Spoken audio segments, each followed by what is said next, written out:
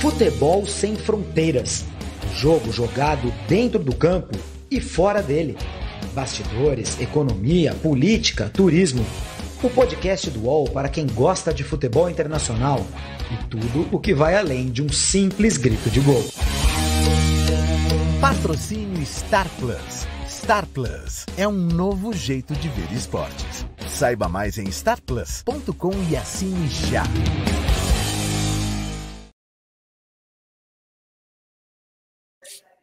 Muito bom dia, muito boa tarde. Está começando agora a edição número 22 do podcast Futebol Sem Fronteiras.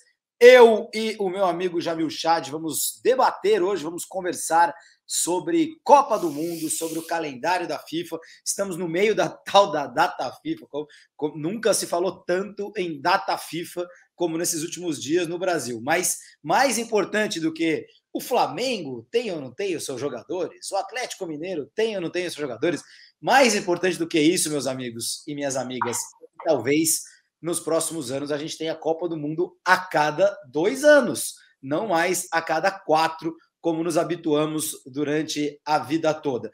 Eliminatórias estão comendo solta na América do Sul, na Ásia, na África, na Europa. A gente vai falar um pouquinho também sobre as eliminatórias europeias, mas essencialmente eu quero conversar hoje com o Jamil Chad sobre essa queda de braço que está rolando nesse momento nos bastidores, de forma invisível, que a gente não está vendo, jogadores, dirigentes, instituições, FIFA, UEFA, ligas nacionais, clubes, está todo o que vai ser o calendário do futebol mundial, porque tem uma certa pandemia, né, meu caro Jamil, que abreviou essa discussão toda. Ela talvez fosse travada ao longo de muitos anos, né? As coisas para se mexerem no futebol mundial, elas demoram, elas acontecem pouco a pouco, mas com a pandemia tudo foi abreviado, né, meu amigo? Bom dia, um abraço, Jamil.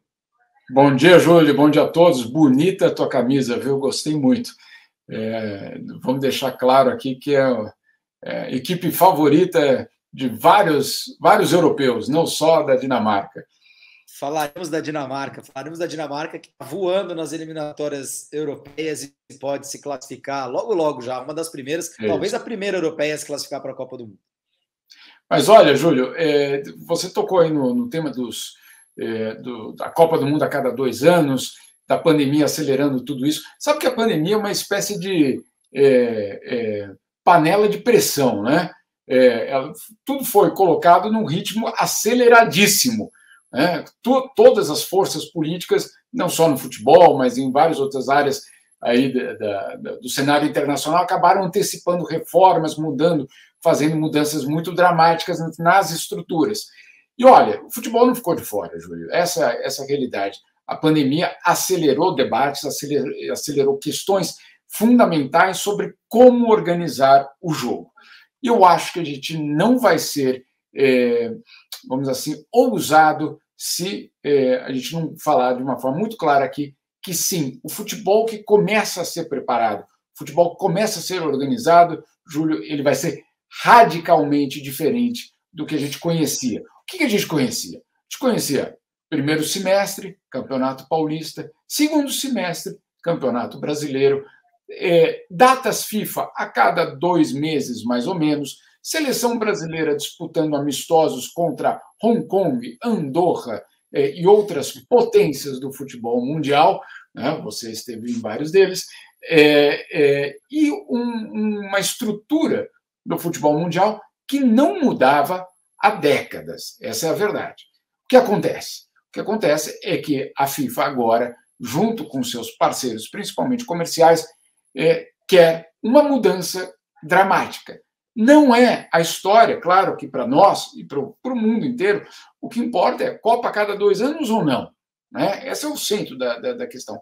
Mas não é só isso. O pacote é muito maior, Júlio. Se você me permite, vou tentar aqui explicar o pacote completo da FIFA, porque eu acho que... Vamos lá, vamos entender, Jamil, porque realmente quando a gente fala em mudança de calendário, aqui no Brasil a gente tem um debate que é diferente do resto do mundo, porque o calendário ele é mal resolvido aqui.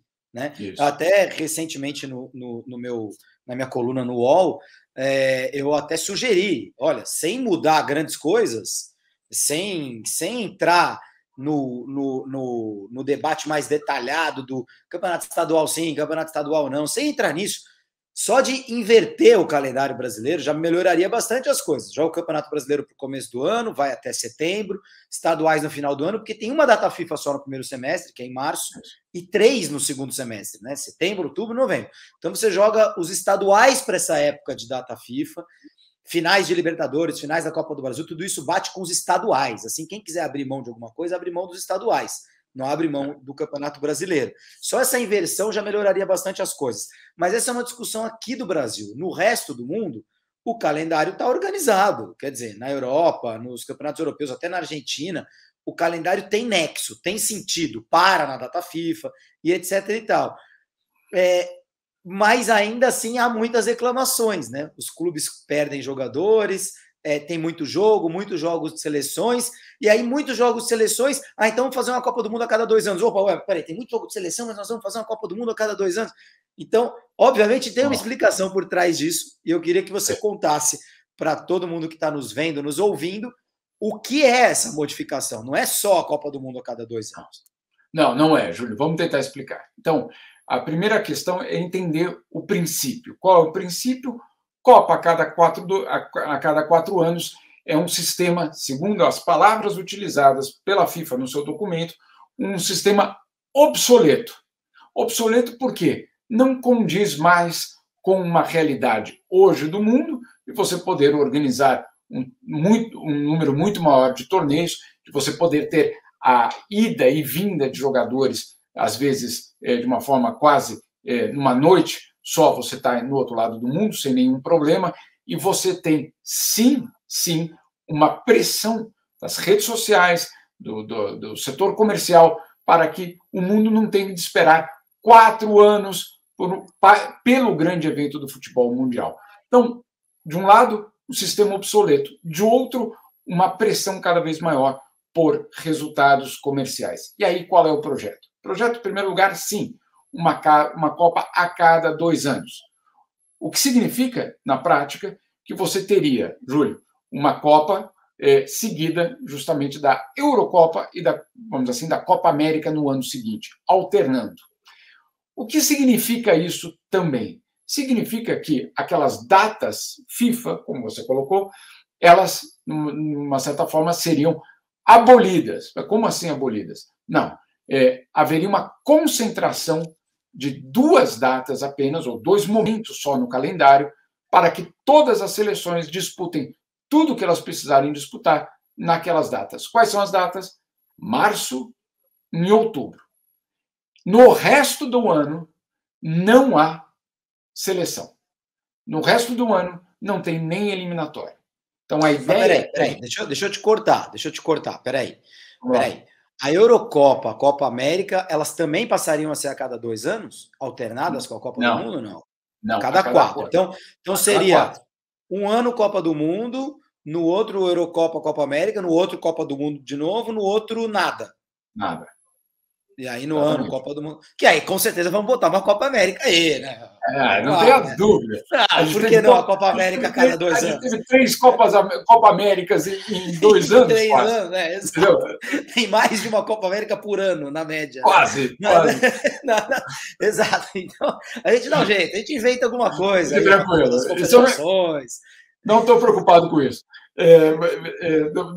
Mas isso no meio do ano. Certo? Como sempre foi, tirando o ano que vem, que vai ser a Copa do Mundo no Catar. Agora, se a data FIFA hoje é março, setembro, outubro, novembro, passaria a ser março e outubro, está diminuindo pela metade, não é que está acabando.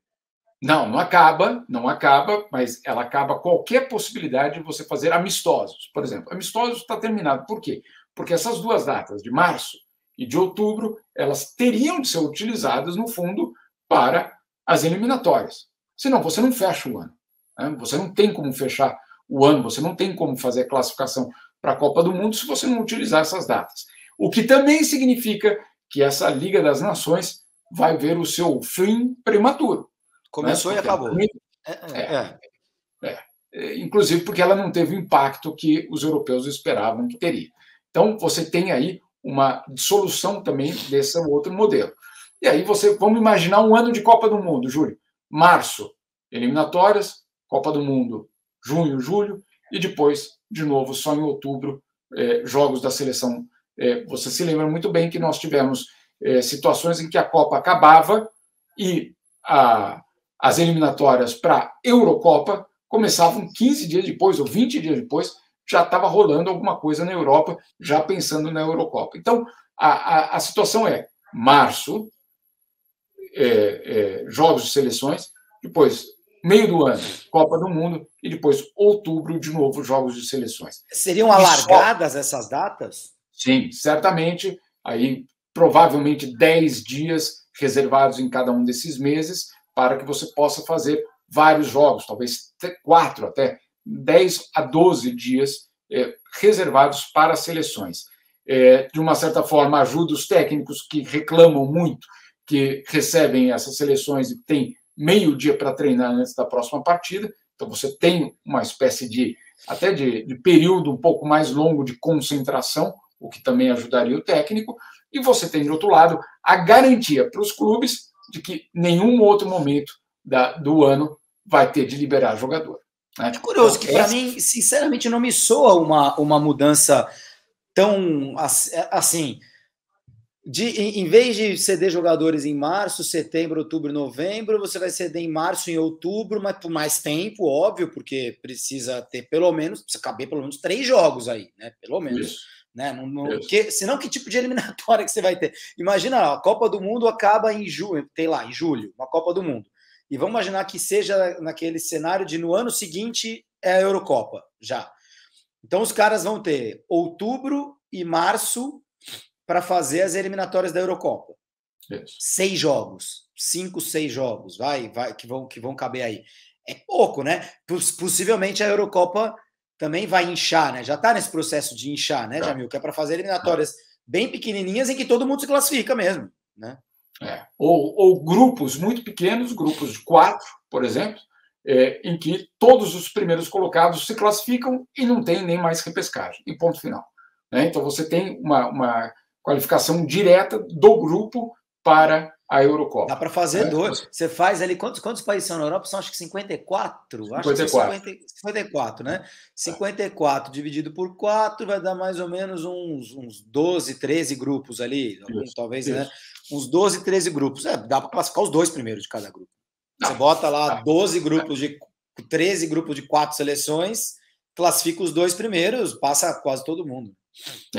Agora, essa é a primeira mudança, Júlio. Quer dizer, tem a Copa do Mundo, tem as datas, o fim das fim dos amistosos, fim da Liga das Nações, mas tem uma outra, vamos dizer assim, uma outra motivação por trás disso tudo. Qual é essa outra motivação? É você colocar o calendário internacional, na verdade, o futebol internacional, como o principal protagonista do futebol mundial. O que quer dizer isso? É que não é o futebol nacional, não é o futebol estadual, não é o futebol nem mesmo regional que vai dominar a agenda. Vai ser, sim, o futebol internacional. Então, esse é um dos objetivos da FIFA. E você ter sempre, e na verdade, um calendário que é dominado por essa lógica. Tem gente que vai gostar, porque, claro, está participando desse futebol internacional. Né? Grandes clubes e grandes seleções. Tem gente que não vai gostar, Júlio, porque, obviamente, vai ficar de fora. Qual a recompensa para quem é pequeno, no caso? Quando você fala de futebol internacional, a gente está falando do Mundial de Clubes inchado, é isso? É sobre isso que se refere. E todo ano. Tudo que for de construção da FIFA e de dimensão mundial, não regional, não Europa, não América, não Ásia, etc. Então, evitar justamente ligas das nações em outras partes do mundo, ou torneios caça-níquel, ou torneios que sejam legítimos também, que possam se proliferar. Então, a ideia é de você ter a volta no monopólio da FIFA sobre o calendário internacional completo. Então, Mundial de Clubes, Mundial a cada 2 anos, datas pré-estabelecidas sem amistosos, ou seja, você tem, de novo, uma concentração de poder na organização do futebol mundial dentro da FIFA. Esse é o primeiro ponto, que é bastante importante. Mas você tem uma outra questão que é também curiosa, que é justamente você ter a FIFA falando de Copas a cada 2 anos. Para quê? Para proliferar sedes. Ou seja, você não tem mais aquela enorme disputa por sede se você tem uma Copa a cada 2 anos. E se você sabe que um continente como a África não vai precisar esperar 40 anos para ter uma Copa do Mundo, né? Então você vai ter essa possibilidade de rodar o mundo de uma forma mais eficiente. Eficiente, leia-se, politicamente eficiente, porque vai atender mais gente. E vamos lembrar, é uma Copa do Mundo com 40 e tantas seleções. Uma Copa com 40 e tantas seleções, ela não vai poder acontecer na Suíça. Ela não vai ser sempre em mais de um país, né? Sempre Exatamente. Numa zona global, né? Exatamente. Então, você não vai ter nenhuma Copa Marrocos. Você vai ter que ter Espanha, Portugal e Marrocos, eventualmente. Né? Você não vai poder ter na Bélgica. Você vai ter que ter na Bélgica, Holanda, etc. Você não vai poder ter na tua Dinamarca. Você vai ter que ter na Dinamarca, Suécia e Noruega, talvez. Né? Então, você que é um país só, não é um país só? Fala isso para eles que eles vão adorar. Né? Fala isso para eles. É que nem o mundo árabe, né? O mundo árabe, fazer uma Copa no mundo árabe. Como se eles amassem. Saudita, Isso, como se eles se amassem uns aos outros sempre, né? Exato. Enfim. Mas, olha, a questão é o seguinte: por que eu estou dizendo isso? Porque, no fundo, o que a gente vai ver é uma transformação absolutamente inédita do que é o futebol. Né? Copas regionais, não é Copa Nacional, mas Copas com basicamente todo mundo, né? Porque é isso, na América do Sul, 7, ou 6 ou 7. Né? A disputa é para quem vai ficar de fora, né? Quem vai entrar. Né? Então, é uma Copa. Bem, né? Convenhamos, dá para enxugar bem essas eliminatórias mesmo, né? Óbvio. Né? Se você só tem 3, na verdade, você vai ter 70% dos participantes se classificando. Então, não é eliminatória, não é classificatória, né? Como chama aqui, é eliminatória, só tira. Né? Tá todo mundo dentro, praticamente. Por que eu estou dizendo isso? Porque a gente vai ver uma transformação muito grande. Para quando? Para quando? E aí é uma outra questão importante. A Euro de 2028 já está marcada. Então, você não tem como implementar isso imediatamente. 24 na Alemanha, né? 24 na Alemanha e 28 está marcada para onde mesmo? Não está. Não tem ainda. Local. Isso bom, isso é bom, porque não tem contrato assinado. Não, mas já tem um contrato de televisão. Então, os contratos de televisão já existem. Então, eles não podem ser violados, né, no caso. Qual é a ideia, então? A ideia é de que você comece esse sistema a partir de 2030. Essa é a expectativa realista do mundo FIFA. Né? Longe, você tem a Copa. É longe, mas para preparar uma transformação desse tamanho, Júlio, vai ter de ajustar todo mundo.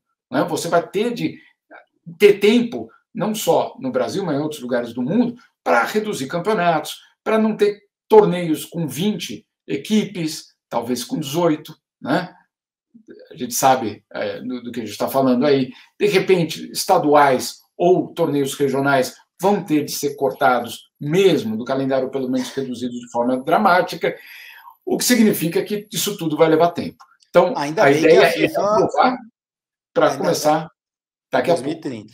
Ainda bem que a FIFA não faz isso pensando no Brasil, né? Faz isso pensando na Europa, porque se fosse pensar no Brasil, né? Podia fazer... Porque é o seguinte, fazer essa mudança no ano que vem ou em 2030 dá na mesma, porque no Brasil a gente vai começar a pensar nisso um ano antes só, né? 2030 começa a ter Copa, né? 2030, então em 2029 a gente reúne lá o Congresso Técnico da CBF para ver... 15 de dezembro, né? 15 de dezembro de 2029. Exato. A gente decide aí. Não, vamos diminuir os estaduais de 16 para 14 datas, vai. Vamos dar um boi para a FIFA. Ai. Olha, mas a gente vai entrar num break comercial e daqui a pouquinho o Jamil vai contar sobre o Mundial de Clubes. O Mundial de Clubes, ele vai ser... Em que momento do ano vai ser? Qual é a ideia da FIFA para isso? Já a gente volta. Chegou um novo jeito de assistir esportes. Disponível em diferentes plataformas. Esteja onde estiver, você tem mais opções de escolha.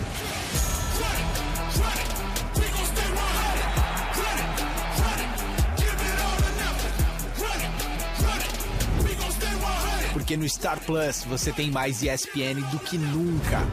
Já disponível. Jamil, eu quero saber quando que esse Mundial de Clubes vai ser disputado, porque isso aí também não agrada nem um pouco ao UEFA e aos clubes europeus e às ligas europeias. Também vai ter que parar algum clube, ou alguns clubes, porque eles querem inchar, vão ter que sair das suas ligas para disputar esse Mundial. Aqui no Brasil tá tudo certo, mas na Europa ninguém gosta desse Mundial. Ninguém gosta do Mundial da FIFA, da Copa Intercontinental, quanto mais um inchado. E quando que esse martelo vai ser batido, Jamil? Quando que a FIFA espera definir essa mudança toda? Vamos lá, Júlio. Esse Mundial de Clubes é a grande cartada da FIFA para barganhar a estrutura futura. Por quê? Porque a FIFA diz, olha, minha intenção é fazer esse Mundial de Clubes, 24 times, etc. Esse modelo que a gente conhece atual vai acabar, ninguém tem dúvida que ele vai acabar, inclusive porque você acompanhou de perto, o Japão desistiu de realizar o torneio agora no final do ano, vai ser realizado provavelmente em fevereiro, e aí tem já uma disputa, eu diria, entre Catar, Emirados Árabes e África do Sul, para ver quem vai ser a sede do Mundial, do Mundial atual de clubes, né, no caso. E aí a questão que fica é a seguinte: se você tem, então, um Mundial de clubes a cada tantos anos, que a ideia seria também de um Mundial a cada 4 anos, que poderia entrar naquela data que a gente estava comentando, aquele ano sem nada, entre aspas, né, aquele ano que a Conmebol certamente vai organizar uma Copa América, ali poderia entrar um Mundial de clubes com 24 clubes. A cada 4 anos apenas, e não a cada 2 anos. Olha que inversão. Um Mundial de clubes a cada 4 anos e a Copa do Mundo mais frequente do que o Mundial de clubes. É uma inversão total. Né? É uma inversão total do calendário. E aí, com a promessa aos clubes de que, olha, e depois disso não tem mais nada. Não vai ter Projeto Tóquio, não vai ter Emirados Árabes, não tem nenhum outro tipo de torneio da FIFA. Vocês só vão precisar liberar jogadores, ou liberar o teu time inteiro, né, no caso, para um torneio que a FIFA promete ser muito rentável, a cada 4 anos. Essa ideia que está sendo colocada. Insisto, Júlio, é uma transformação muito substancial de tudo que a gente conhece no esporte. São novos torneios, no fundo. Uma Copa com 40 e tantas seleções é um novo torneio. Vai chamar de Copa? Claro que vai chamar de Copa. Claro que vai ter o mesmo peso, certamente. Mas é uma nova lógica, inclusive, de participação. É uma nova lógica de participação dos clubes também. Quando que isso tudo vai ser definido? A FIFA espera, eu acho que eles estão sonhando, mas tudo bem, eles esperam acabar de desenhar esse projeto todo até dezembro deste ano, daqui a 2 meses. E levar a votação do Congresso da FIFA em maio. Esse é o projeto, a maio agora já de 2022. Então, apesar da situação estar planejada para 2030, a decisão é já. Ela vai ser tomada já. Então, é muito pronto, agora, né, no caso. Então, interessante, quer dizer, então a gente pegaria assim, março, outubro, liberação para as seleções. Fora isso, não tem Mundial de Clubes, não tem mais nada. Não tem mais nada. E aí tem, num período, um quadriênio ali, né? Num período de 4 anos, no meio do ano, né? Em julho, agosto, junho, julho, agosto, algum momento ali. Um ano Copa do Mundo, com 48 seleções. Um ano Eurocopa inchada também e Copa América. No outro ano, outra Copa do Mundo. No outro ano, um Mundial de Clubes grande, possivelmente com os clubes se classificando ao longo desses 4 anos, né? Os últimos 4 campeões de Champions League, os últimos 4 campeões de Libertadores, ou mais, né? Interessante. Esse campeonato vai ser interessante. Obviamente, os clubes europeus vão dar um outro peso, né? Do que dão hoje, e para os clubes sul-americanos vai ser uma oportunidade de jogar. Nunca mais vão ganhar, né? Mas vai ser uma oportunidade de jogar ali com as forças europeias algumas vezes, né? Enfim, é uma mudança. Agora, Jamil, você falou, até o fim do ano os caras querem decidir isso. A gente já leu aqui recentemente, inclusive, o Martim Fernandes, nosso companheiro da Globo, fez uma entrevista legal com o Arsène Wenger, que é um dos caras que está envolvido nisso. Tem lá né, tem gente séria dentro da FIFA debatendo isso. E tem gente séria fora da FIFA debatendo isso. Para a gente encerrar esse assunto, quais são as forças que puxam para lá e puxam para cá. Quem que quer mudar? É que eu acho que assim, não tem ninguém querendo manter, né? Não tem ninguém querendo falar, não, o calendário tá bom do jeito que tá. Mas quem é contra essas mudanças que a FIFA quer promover é a favor do quê? Né? Como que e quais são essas forças que estão puxando para lá, puxando para cá? Vamos lá. Os principais aliados da FIFA hoje são os africanos. E aí, por que os africanos? Eles ganham de duas formas, Júlio. Em primeiro lugar, porque eventualmente a Copa volta para a África, um continente que só teve uma Copa do Mundo e não tem previsão de ter outra. Então, de alguma forma, a Copa voltando, a Copa a cada 2 anos dá mais chance de um país africano receber uma Copa do Mundo. Primeiro ponto. Segundo ponto, as federações africanas são as mais pobres do mundo, certamente. E ganham apenas quando tem Copa ou eliminatória. É o único evento que gera receita para essas federações. E você ter mais uma Copa a cada 2 anos significa, para essas federações, receita. Mesmo que as suas seleções não participam da Copa, elas participam das eliminatórias, o que é suficiente para distribuir o bolo de dinheiro. Olha só, para a gente entender a dimensão. A CBF tem, com a camisa da seleção brasileira, contratos aí que variam de 500, 600 milhões de reais. Tá? Essa é mais ou menos a receita da CBF, não só com a camisa, obviamente a receita da CBF, daí entre 500 e 600 milhões, chegou num momento auge, quase a 700, 800 milhões. Nas federações africanas, quase todas têm uma receita de menos de 1 milhão por ano. Ou seja, é muito, a disparidade é gigantesca. Se a gente acha que a nossa disparidade com os europeus é grande, com os africanos é muito maior. E aí, por quê? E aí você tem, obviamente, os africanos aplaudindo a FIFA. Sim, queremos mais desse torneio que nos garante receita. Então, ali está o grupo de apoio, junto com alguns asiáticos. Quem é contra? Os europeus. Por que os europeus? Porque os europeus estavam numa trajetória, Júlio, de garantir que eles fossem os donos da bola. Né? Ganharam várias Copas do Mundo consecutivas, todos os mundiais de clubes por vários anos, e, acima de tudo, concentrando toda a receita do poder e de dinheiro do futebol mundial na Champions e na UEFA. A UEFA tinha como ideia muito clara que ela ia estabelecer o calendário mundial, que ela ia ser o epicentro do futebol mundial, como ela é, de fato, em termos de qualidade em campo, mas também queria esse poder absoluto. E a FIFA viu isso como uma ameaça. Por isso também essa transformação. Não, mas peraí, se os europeus são contra, os africanos são a favor, os europeus são mais poderosos do que os africanos. São, mas aí essa é a questão. Você tem certamente os europeus barrando essa ideia. E certamente o resto do mundo, pelo menos entre África e Ásia, você tem aí quase 70 países que teria possibilidade de conseguir uma confrontação de votos. Por quê? Porque na FIFA, um voto por país. Essa é a realidade. Né? Então, você obriga, de uma certa forma, os europeus a negociar.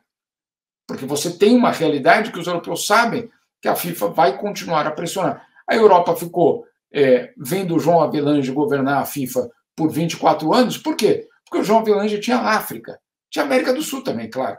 Mas tinha, acima de tudo, a África e a Ásia. Os europeus sabem do perigo que é deixar a FIFA sem a influência europeia. Então, você tem aí claramente uma estratégia de negociação. Vai ser muito complicado esses próximos meses, porque a Europa não vai querer ceder simplesmente. Ela vai querer ceder só se ela tiver algum ganho muito real. Esse é o primeiro ponto. Segundo, você tem a Conmebol, que está aliada à UEFA. Conmebol, pelo menos por enquanto, diz: não aceitamos Copa a cada 2 anos. Até que seja oferecida alguma coisa. Né? Por exemplo, uma maior receita para a Conmebol e para as federações sul-americanas. Ou, por exemplo, a garantia de mais Copas do Mundo na América do Sul. Aí você vê os olhinhos brilharem daqueles cartolas que, obviamente, mudam de aliança, mudam de lealdade conforme a música toca. Então, é difícil a gente... Os grandes clubes europeus estão gostando disso?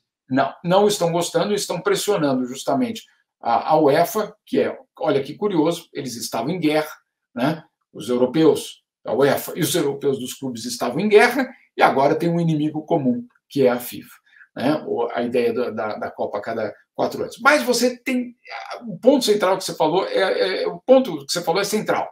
Ninguém gosta do atual calendário. Ninguém está satisfeito. Copa das Confederações, as pessoas, né, as piadas que eram feitas sobre a Copa das Confederações eram conhecidas por todo mundo. Ninguém gosta desse Mundial de Clubes agora. Então, algo vai ter de ser feito. A FIFA pôs o seu projeto e quer que esse projeto vá adiante. Vamos ver se a UEFA vem com uma contraproposta. Porque, caso contrário, Júlio, a proposta que vai ser debatida é a que está sobre a mesa. Hoje, o futebol mundial passa por uma negociação política extremamente importante e que tem como objetivo transformar o que a gente conhece, né? Transformar a estrutura que a gente conhece. Os nossos filhos provavelmente vão falar: nossa, papai, como é que era ter de esperar tanto tempo para ver jogo de novo, né, de seleção? Como é que era essa história que, né, você só jogava entre América do Sul e Europa para decidir quem era o campeão mundial de clubes? Essas perguntas vão fazer parte do passado, no fundo, né, essas realidades. E é isso que a FIFA, na verdade, debate. E os jogadores, Jamil? Os jogadores têm voz nisso aí? Olha, por enquanto não, é curioso, né? Porque o que a FIFA fez, a FIFA sabe muito bem que para convencer o torcedor, ela precisa colocar jogador na história, né? Porque não adianta ela trazer o dirigente da Federação Belga, o dirigente da Federação do Congo e etc., e aí convence a torcida de que isso é uma boa ideia. Não. Ela precisa trazer jogador, e ela já está fazendo isso, justamente indo buscar aliados entre os jogadores e ex-jogadores para vender a ideia de que sim, é uma boa ideia. O Ronaldo jogou rapidinho, né, para o barco da FIFA, né? Exato. Mas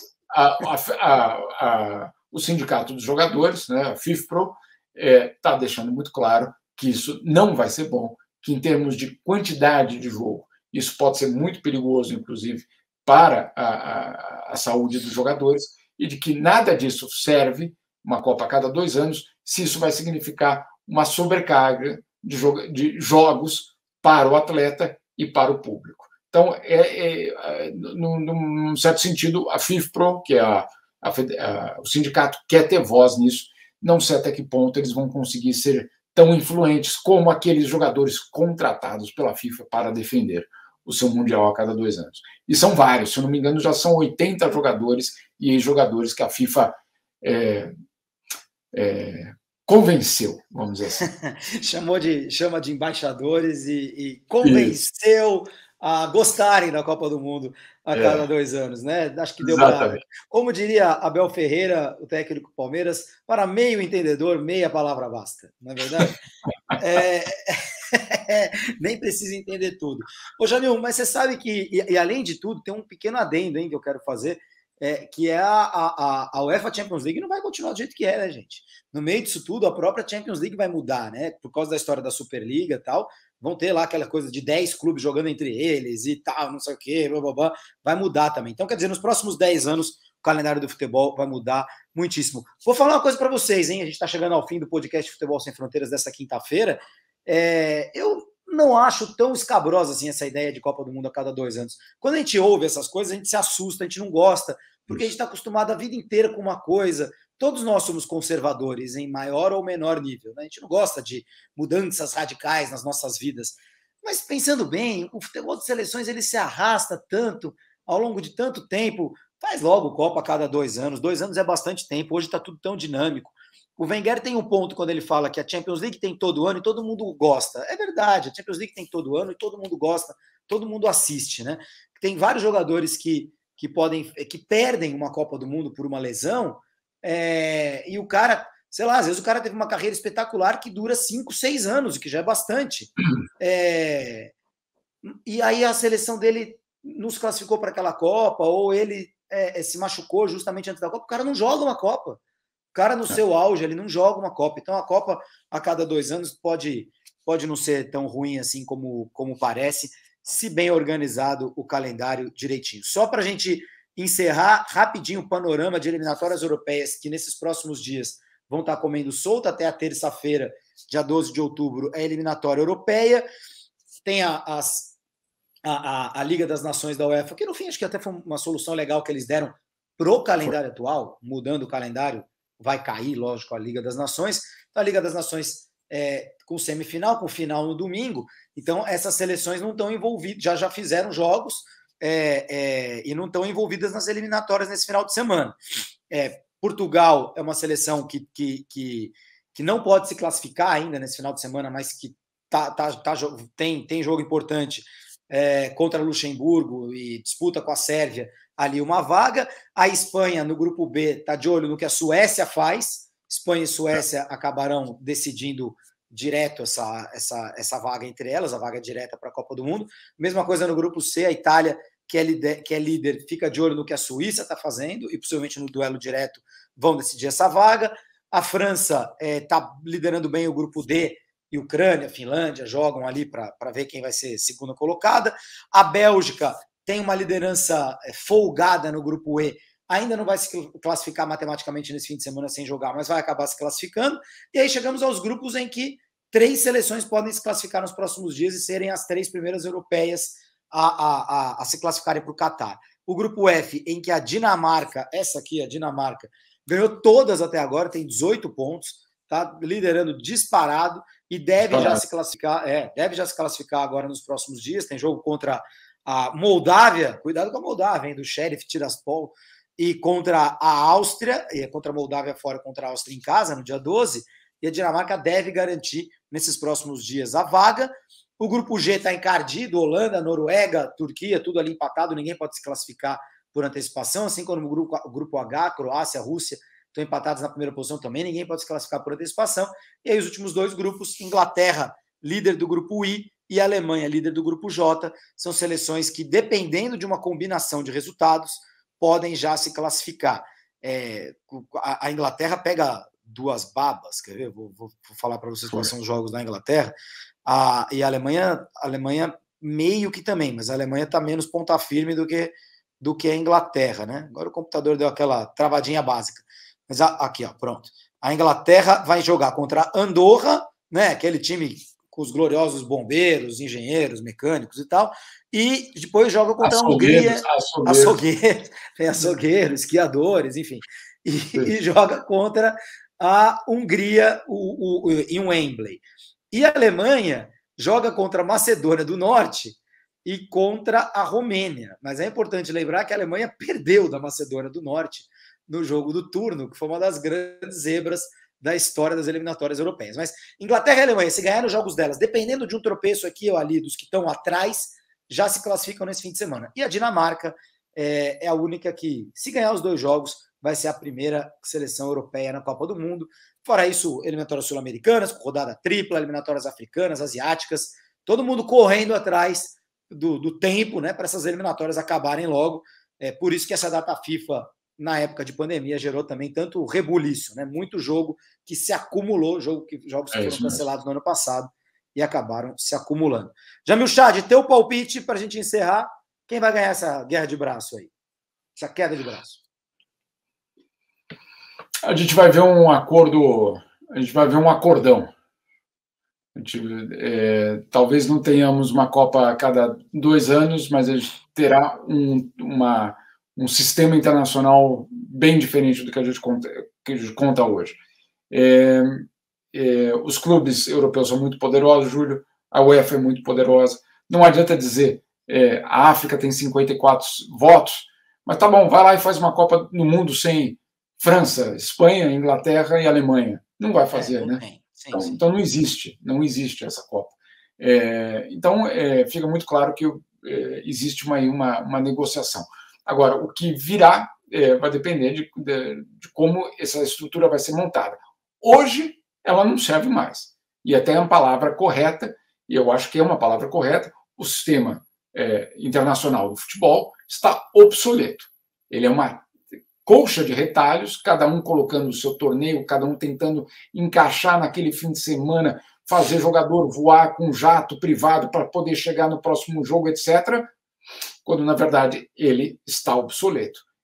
Isso é a constatação de todos. Agora, o que criar no lugar dele é a grande questão.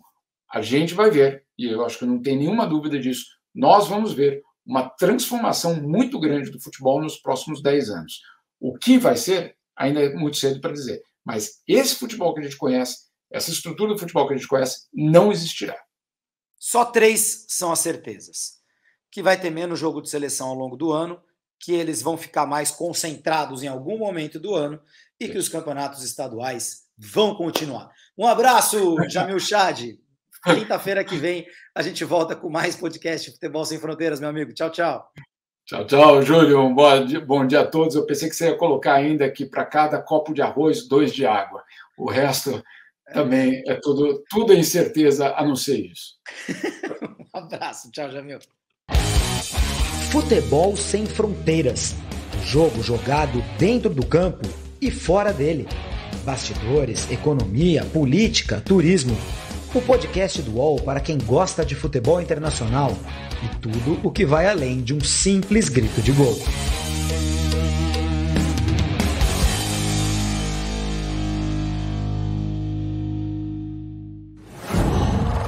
UOL.